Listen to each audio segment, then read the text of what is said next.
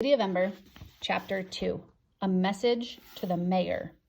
Lena often took different routes between school and home. Sometimes, just for variety, she'd go all the way around Spark Swallow Square, or way up by the shoe repair shops on Livery Street. But today, she took the shortest route because she was eager to get home and tell her news. She ran fast and easily through the streets of Ember. Every corner, every alley, every building was familiar to her. She always knew where she was, though most streets looked more or less the same. All of them were lined with old two-story stone buildings, the wood of their window frames and doors long unpainted. On the street level were shops. Above the shops were the apartments where people lived. Every building at the place where the wall met the roof was equipped with a row of floodlights, big cone-shaped lamps that cast a strong yellow glare. Stone walls, lighted windows, lumpy, muffled shapes of people. Lena flew by them. Her slender legs felt immensely strong, like the wood of a bow that flexes and springs. She darted around obstacles, broken furniture left for the trash heaps or for scavengers, stoves and refrigerators that were past repair, peddlers sitting on the pavement with their wares spread out around them. She leapt over cracks and potholes. When she came to Hafter Street, she slowed a little. This street was deep in shadow.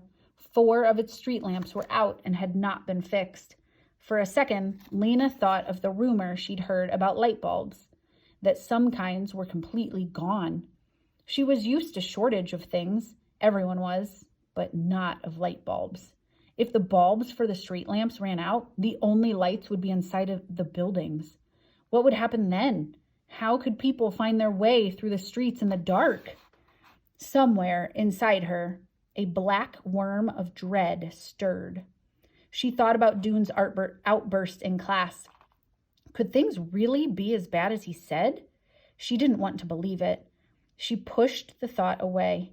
As she turned onto Budlow Street, she sped up again. She passed a line of customers waiting to get into the vegetable market, their shopping bags draped over their arms. At the corner of Oliver Street, she dodged a group of washers trudging along with bags of laundry and some movers carrying away a broken table. She passed a street sweeper shoving dust around with his broom. I am so lucky, she thought, to have the job I want. And because of Dune Harrow, of all people. When they were younger, Lena and Dune had been friends. Together, they had explored the back alleys and dimly lit edges of the city. But in their 4th year of school, they had begun to grow apart. It started one day during the hour of free time when the children in their class were playing on the front steps of the school. I can go down 3 steps at a time, someone would boast. I can hop down on 1 foot, someone else would say. The others would chime in. I can do a handstand against the pillar. I can leapfrog over the trash can. As soon as one child did something, all the rest would do it too, to prove they could. Lena could do it all, even when the dares got wilder. She yelled out the wildest one of all. I can climb the light pole. For a second, everyone just stared at her, but Lena dashed across the street, took off her shoes and socks, and wrapped herself around the cold metal of the pole. Pushing with her bare feet, she inched upward. She didn't get very far before she lost her grip and fell back down. The children laughed, and so did she. I didn't say I'd climb to the top, she explained. I just said I'd climbed it. The others swarmed forward to try. Lizzie wouldn't take off her socks. Her feet were too cold, she said. So she kept sliding back. 40 Penn wasn't strong enough to get more than a foot off the ground. Next came Dune. He took his shoes and socks off and placed them neatly at the foot of the pole. Then he announced in his serious way, I'm going to the top. He clasped the pole and started upward, pushing with his feet, his knees sticking out to the sides. He pulled himself upward, pushed again. He was higher now than Lena had been. But suddenly his hands slid and he came plummeting down. He landed on his bottom with his legs poking up in the air. Lena laughed. She shouldn't have. He might have been hurt, but he looked so funny that she couldn't help it. He wasn't hurt. He could have jumped up, grinned, and walked away. But Dune didn't take things lightly. When he heard Lena and the others laughing, his face darkened. His temper rose in him like hot water. "Don't you dare laugh at me," he said to Lena.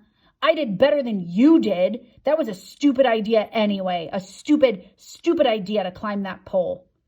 And as he was shouting, red in the face, their teacher, Mrs. Polster, came out onto the steps and saw him. She took him by the shirt collar to the school director's office, where he got a scolding he didn't think he deserved. After that day, Lena and Dune barely looked at each other when they passed in the hallway. At first, it was because they were fuming about what had happened. Dune didn't like being laughed at. Lena didn't like being shouted at. After a while, the memory of the light pole incident faded, but by then, they had got out of the habit of friendship. By the time they were 12, they knew each other only as classmates. Lena was friends with Vindy Chance, Orderly Gordon, and most of all, red-haired Lizzie Biscoe, who could run almost as fast as Lena and could talk 3 times faster. Now, as Lena sped toward home, she felt immensely grateful to Dune and hoped he'd come to no harm in the pipeworks. Maybe they'd be friends again. She'd like to ask him about the pipeworks. She was curious about it. When she got to the Greystone Street, she passed Clary Lane, who was probably on her way to the greenhouses. Clary waved to her and called out, "What job?" And Lena called back, "Messenger," and ran on. Lena lived in Quilliam Square, over the yarn shop run by her grandmother. When she got to the shop, she burst in the door and cried, "Granny, I'm a messenger!" Granny's shop had once been a tidy place where each ball of yarn and spool of thread had its spot in the cubby holes that lined the walls. All the yarn and thread came from old clothes that had gotten too shabby to be worn. Granny unraveled sweaters and picked apart dresses and jackets and pants. She wound the yarn into balls and the thread onto spools, and people bought them to use in making new clothes. These days, the shop was a mess. Long loops and strands of yarn dangled out of the cubby holes, and the browns and grays and purples were mixed in with the ochres and olive greens and dark blues. Granny's customers often had to spend half an hour unsnarling the rust red yarn from the mud brown, or trying to fish out the end of a thread from a tangled wad. Granny wasn't much help. Most days, she just dozed behind the counter in her rocking chair. That's where she was when Lena burst in with her news. Lena saw that Granny had forgotten to knot up her hair that morning. It was standing out from her head in a wild white frizz. Granny stood up looking puzzled. "You aren't a messenger, dear. You're a schoolgirl," she said. "But Granny, today was assignment day. I got my job and I'm a messenger." Granny's eyes lit up and she slapped her hand down on the counter. "I remember," she cried.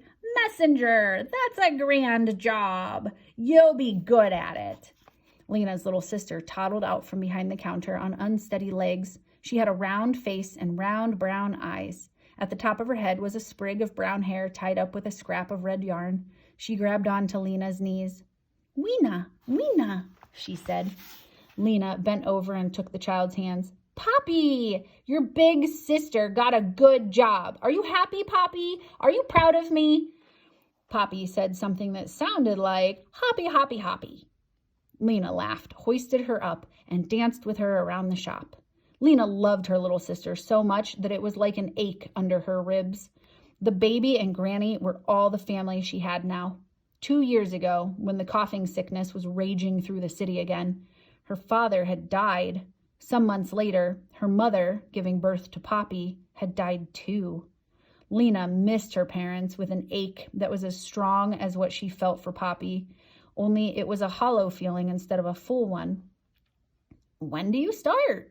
asked Granny. "Tomorrow," said Lena. "I report to the messenger station at 8 o'clock. "You'll be a famous messenger," said Granny. "Fast and famous." Taking Poppy with her, Lena went out of the shop and climbed the stairs to their apartment. It was a small apartment, only 4 rooms, but there was enough stuff in it to fill 20. There were things that had belonged to Lena's parents, her grandparents, and even their grandparents. Old, broken, cracked, threadbare things that had been patched and repaired dozens or hundreds of times. People in Ember rarely threw anything away. They made the best possible use of what they had. In Lena's apartment, layers of worn rugs and carpets covered the floor, making it soft but uneven underfoot. Against one wall squatted a sagging couch with round wooden balls for legs, and on the couch were blankets and pillows, so many that you had to toss some on the floor before you could sit down. Against the opposite wall stood two wobbly tables that held a clutter of plates and bottles, cups and bowls, unmatching forks and spoons, little piles of scrap paper, bits of string wound up in untidy wads, and a few stubby pencils. There were 4 lamps, 2 tall ones that stood on the floor and 2 short ones that stood on tables, and in uneven lines up near the ceiling were hooks that held coats and shawls and nightgowns and sweaters, shelves that held pots and pans, jars with unreadable labels, and boxes of buttons and pins and tacks. Where there were no shelves, the walls had been decorated with things of beauty: a label from a can of peaches, a few dried yellow squash flowers, a strip of faded but still pretty purple cloth. There were drawings, too. Lena had done the drawings out of her imagination. They showed a city that looked somewhat like Ember, except that its buildings were lighter and taller and had more windows. One of the drawings had fallen to the floor. Lena retrieved it and pinned it back up. She stood for a minute and looked at the pictures. Over and over, she'd drawn the same city. Sometimes she drew it as seen from afar. Sometimes she chose one of its buildings and drew it in detail. She put in stairways and street lamps and carts. Sometimes she tried to draw the people who lived in the city, though she wasn't good at drawing people. Their heads always came out too small, and their hands looked like spiders. One picture showed a scene in which the people of the city greeted her when she arrived, the first person they had ever seen to come from elsewhere. They argued with each other about who should be the first to invite her home. Lena could see this city so clearly in her mind she almost believed it was real. She knew it couldn't be, though. The book of the City of Ember, which all children studied in school, taught otherwise. The City of Ember was made for us long ago by the builders, the book said. It is the only light in the dark world. Beyond Ember, the darkness goes on forever in all directions. Lena had been to the outer border of Ember. She had stood at the edge of the trash heaps and gazed into the darkness beyond the city, the unknown regions. No one had ever gone far into the unknown regions, or at least no one had gone far and returned. And no one had ever arrived in Ember from the unknown regions either. As far as anyone knew, the darkness did go on forever. Still, Lena wanted the other city to exist. In her imagination, it was so beautiful and it seemed so real. Sometimes she longed to go there and take everyone in Ember with her. But she wasn't thinking about the other city now. Today, she was happy to be right where she was. She set Poppy on the couch. "Wait there," she said. She went into the kitchen, where there was an electric stove and a refrigerator that no longer worked and was used to store glasses and dishes so Poppy couldn't get at them.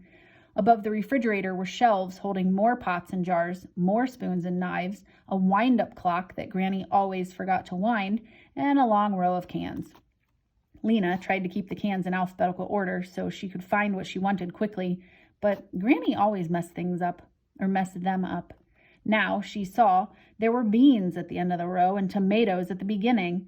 She picked out a can labeled baby drink and a jar of boiled carrots, opened them, poured the liquid into a cup and the carrots into a little dish, and took these back to the baby on the couch.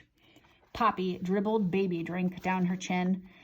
She ate some of her carrots and poked others between the couch cushions. For the moment, Lena felt almost perfectly happy. There was no need to think about the fate of the city right now. Tomorrow, she'd be a messenger. She wiped the orange goop off Poppy's chin. "Don't worry," she said. "Everything will be all right." The messenger's headquarters was on Clothing Street, not far from the back of the gathering hall. When Lena arrived the next morning, she was greeted by Messenger Captain Alice Fleary, a bony woman with pale eyes and hair the color of dust. "Our new girl," said Captain Fleary to the other messengers, a cluster of 9 people who smiled and nodded at Lena. "I have your jacket right here," said the captain. She handed Lena a red jacket like the one all messengers wore. It was only a little too large. From the clock tower of the gathering hall came a deep, reverberating bong. 8 o'clock, cried Captain Fleary. She waved a long arm. Take your stations! As the clock sounded 7 more times, the messengers scattered in all directions. The captain turned to Lena. Your station, she said, is Garn Square. Lena nodded and started off, but the captain caught her by the collar. I haven't told you the rules, she said. She held up a knobby finger. 1. When a customer gives you a message, repeat it back to make sure you have it right. 2. Always wear your red jacket so people can identify you. 3. Go as fast as possible. Your customers pay 20 cents for every message, no matter how far you have to take it. Lena nodded. I always go fast, she said. 4, the captain went on. Deliver a message only to the person it's meant for. No one else. Lena nodded again. She bounced a little on her toes, eager to get going. Captain Fleary smiled. Go, she said, and Lena was off. She felt strong and speedy and sure-footed. She glanced at her reflection as she ran past the window of a furniture repair shop. She liked the look of her long, dark hair flying out behind her, her long legs in their black socks, and her flapping red jacket. Her face, which had never seemed especially remarkable, looked almost beautiful because she looked so happy. As soon as she came into Garn Square, a voice cried, Messenger! Her first customer. It was old Natty Prine, calling to her from the bench where he always sat. This goes to Ravenette Parsons, 18 Selverton Square, he said. Bend down. She bent down so that her ear was close to his whiskery mouth. The old man said in a slow, hoarse voice, My stove is broke. Don't come for dinner. Repeat. Lena repeated the message. Good, said Natty Prine. He gave Lena 20 cents and she ran across the city to Selverton Square. There she found Ravenette Parsons, also sitting on a bench. She recited the message to him. Old turnip head, he growled. Lazy old flea bag. He just doesn't feel like cooking. No reply. Lena ran back to Garn Square, passing a group of believers on the way. They were standing in a circle, holding hands, singing one of their cheerful songs. It seemed to Lena there were more believers than ever these days. What they believed in, she didn't know, but it must make them happy. They were always smiling. Her next customer turned out to be Mrs. Polster, the teacher of the 4th grade class. In Mrs. Polster's class, they memorized passages from the book of the City of Ember every week. Mrs. Polster had charts on the walls for everything, with everyone's name listed. If you did something right, she made a green dot by your name. If you did something wrong, she made a red dot. What you need to learn, children, she always said in her resonant, precise voice, is the difference between right and wrong in every area of life.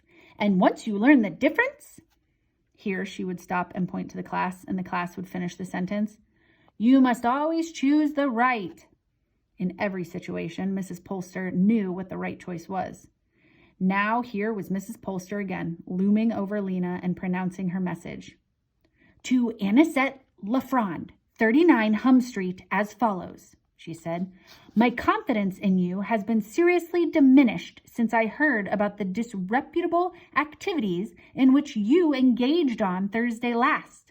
Please repeat. It took Lena 3 tries to get this right. Uh-oh, a red dot for me, she said. Mrs. Polster did not seem to find this amusing. Lena had 19 customers that first morning. Some of them had ordinary messages. I can't come on Tuesday. Buy a pound of potatoes on your way home. Please come and fix my front door. Others had messages that made no sense to her at all, like Mrs. Polster's. But it didn't matter. The wonderful part about being a messenger was not the messages, but the places she got to go. She could go into the houses of people she didn't know and hidden alleyways and little rooms in the backs of stores. In just a few hours, she discovered all kinds of strange and interesting things. For instance, Mrs. Sample, the mender, had to sleep on her couch because her entire bedroom, almost up to the ceiling, was crammed with clothes to be mended. Dr. Felinia Tower had the skeleton of a person hanging against her living room wall, its bones all held in place with black strings. I study it, she said when she saw Lena staring. I have to know how people are put together.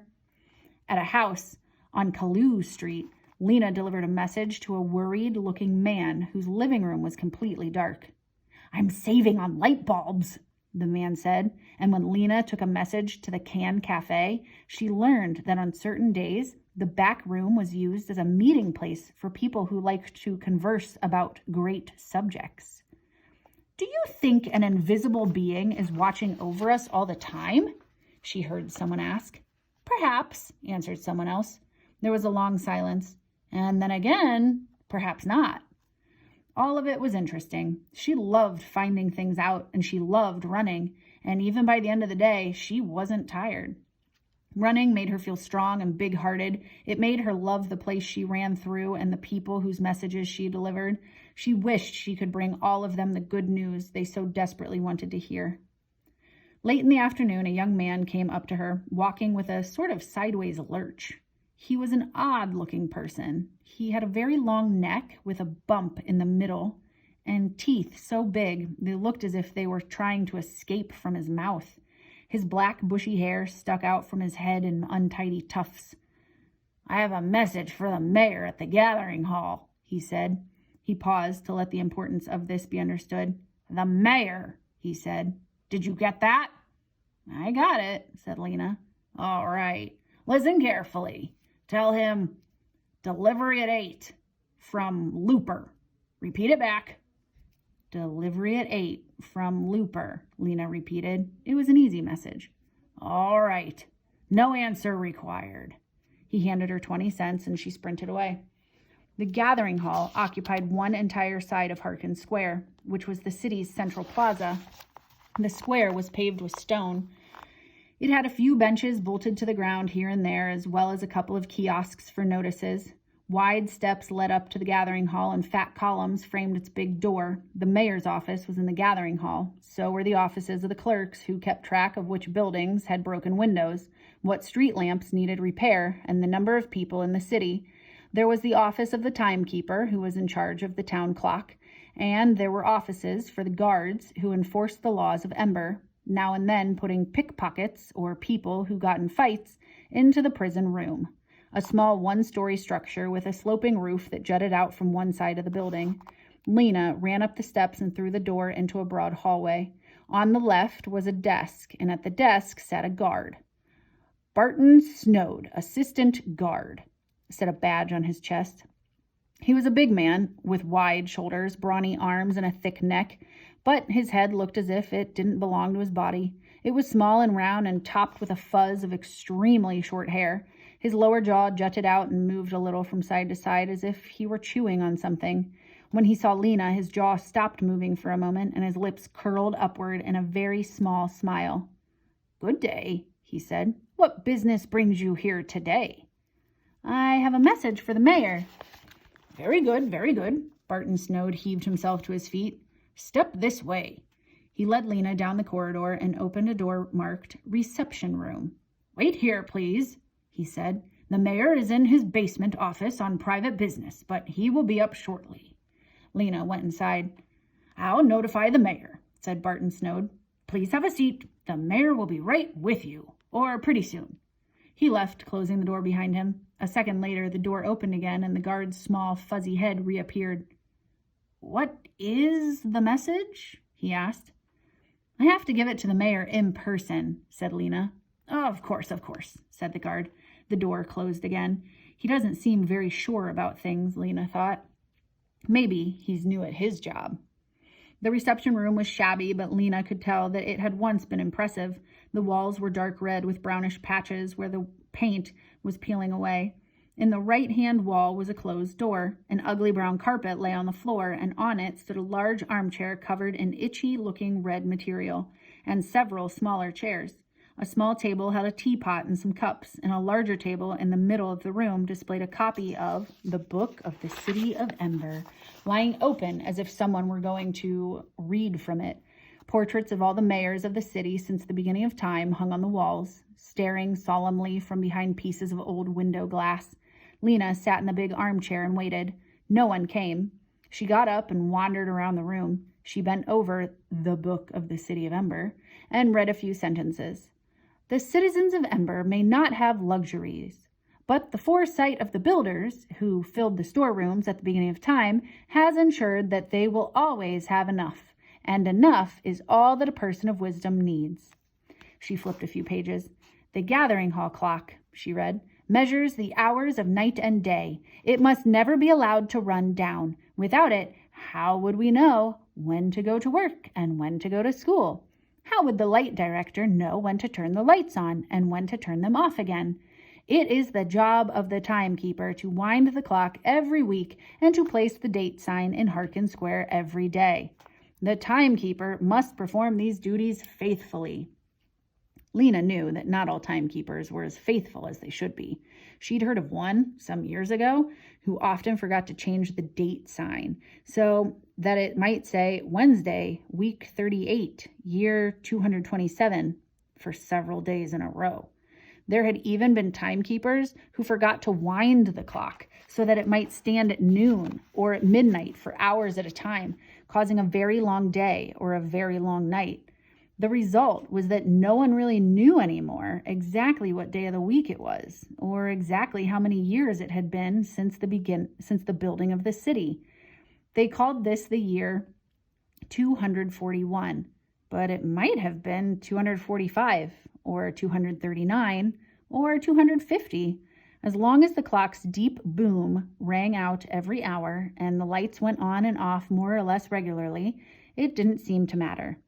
Lena left the book and examined the pictures of the mayors. The 7th mayor, Pod Morthwart, was her she didn't know how many greats, grandfather. He looked quite dreary, Lena thought. His cheeks were long and hollow, his mouth turned down at the corners, and there was a lost look in his eyes.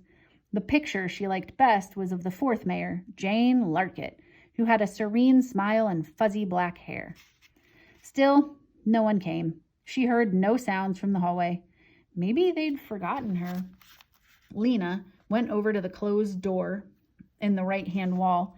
She pulled it open and saw stairs going up. Maybe, while she waited, she'd just see where they went. She started upward. At the top of the first flight was a closed door. Carefully, she opened it. She saw another hallway and more closed doors. She shut the door and kept going. Her footsteps sounded loud on the wood, and she was afraid someone would hear her and come and scold her. No doubt she was not supposed to be here. But no one came, and she climbed on, passing another closed door. The gathering hall was the only building in Ember with 3 stories. She had always wanted to stand on its roof and look out at the city. Maybe from there it would be possible to see beyond the city into the unknown regions. If the bright city of her drawings really did exist, it would be out there somewhere. At the top of the stairs, she came to a door marked Roof, and she pushed it open. Chilly air brushed against her skin. She was outside. Ahead of her was a flat gravel surface, and about 10 paces away, she could see the high wall of the clock tower. She went to the edge of the roof. From there, she could see the whole of Ember. Directly below was Harkin Square, where people were moving this way and that, all of them appearing from this top-down view, more around them tall. Beyond Harkin Square, the lighted windows of the buildings made checkered lines, yellow and black, row after row, in all directions. She tried to see farther across the unknown regions, but she couldn't. At the edges of the city, the lights were so far away that they made a kind of haze. She could see nothing beyond them but blackness. She heard a shout from the square below. "Look!" came a small but piercing voice. "Someone on the roof!" She saw a few people stop and look up. "Who is it? What's she doing up there?" someone cried. More people gathered until a crowd was standing on the steps of the gathering hall. "They see me," Lena thought, and it made her laugh. She waved at the crowd and did a few steps from the bug-foot scurry dance, which she'd learned on Clothing Square Dance Day, and they laughed and shouted some more. Then the door behind her burst open, and a huge guard with a bushy black beard was suddenly running toward her. "Halt!" he shouted, though she wasn't going anywhere. He grabbed her by the arm. "What are you doing here?" "I was just curious," said Lena in her most innocent voice. "I wanted to see the city from the roof." She read the guard's name badge. It said Reg Stabmark, Chief Guard. "Curiosity leads to trouble," said Reg Stabmark. He peered down at the crowd. "You have caused a commotion." He pulled her toward the door and hustled her down all 3 flights of stairs. When they came out into the waiting room, Barton Snode was standing there looking flustered, his jaw twitching from side to side. Next to him was the mayor. "A child causing trouble, Mayor Cole," said the chief guard. The mayor glared at her. "I recall your face from assignment day. Shame! Disgracing yourself in your new job." "I didn't mean to cause trouble," said Lena. "I was looking for you so I could deliver a message." "Shall we put her in the prison room for a day or two?" asked the chief guard. The mayor frowned. He pondered a moment. "What is the message?" he said. He bent down so that Lena could speak into his ear. She noticed that he smelled a little like overcooked turnips. "Delivery at 8, Lena whispered. "From Looper." The mayor smiled a tight little smile. He turned to the guard. "Just a child's antics," he said. "We will let it go this time. From now on," he said to Lena, "behave yourself." "Yes, Mr. Mayor," said Lena. "And you," said the mayor, turning to the assistant guard and shaking a thick finger at him, "watch visitors much more carefully." Barton Snode blinked and nodded. Lena ran for the door. Outside, the small crowd was still standing by the steps. A few of them cheered as Lena came out. Others frowned at her and muttered words like mischief and silliness and show off. Lena felt embarrassed suddenly. She hadn't meant to show off. She hurried past, out into Otterwill Street, and started to run. She didn't see Dune, who was among those watching her. He had been on his way home from his first day in the pipeworks when he'd come across the cluster of people gazing up at the roof of the gathering hall and laughing. He was tired and chilly. The bottoms of his pant legs were wet, and mud clung to his shoes and smeared his hands. When he raised his eyes and saw the small figure next to the clock tower, he realized right away that it was Lena. He saw her raise her arm and wave and hop about, and for a second he wondered what it would be like to be up there, looking out over the whole city, laughing and waving. When Lena came down, he wanted to speak to her, but he knew he was filthy looking and that she would ask him questions he didn't want to answer. So he turned away. Walking fast, he headed for home.